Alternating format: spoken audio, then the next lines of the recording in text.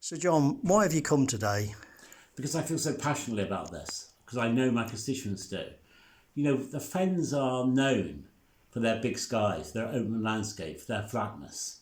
And putting these structures, which are the height of countless double-backer buses added one to another, would completely destroy the open vista.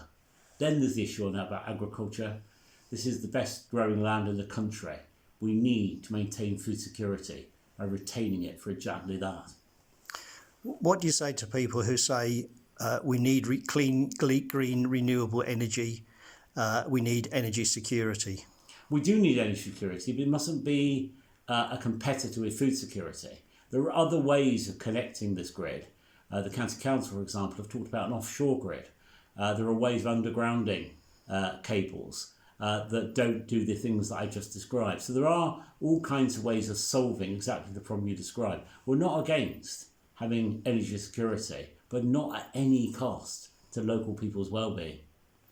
We've just reached the end of a consultation period for what will be one of Europe's biggest solar farms, and we're shortly due to start consultation on the Grimsby to Walpole link, which will include this substation here at Weston Marsh. What do you have to say to people about that consultation? Feed in, make your voice heard. Solar is really important as part of the energy mix, but it should be on buildings. It should be on grade 4 and 5 land. 25% of the land in Britain is below the level of 3, grade 3, which is the best agricultural land. Why not put it on that kind of land? Make it regenerative.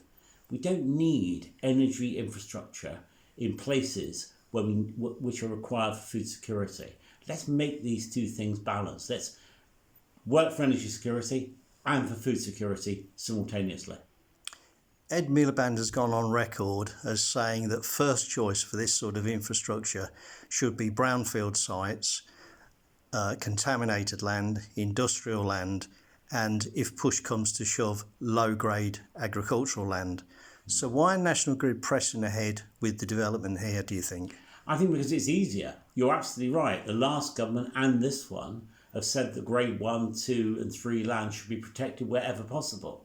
And so I think it's just easier to put things here rather than better to put things here. You're absolutely right. I talked about grade 4 and 5 land, brownfield land, regenerative sites, all sites where there's already energy need, industrial sites. That's the kind of places we should be putting this kind of infrastructure, not in the countryside. Why on earth would we want to industrialise our green and pleasant land? I urge people to get involved. There's really good campaign groups, both on pylons and on solar, who are fighting this. And the more public involvement we can get, the better. Let's make Lincolnshire's voice heard. We just don't want this.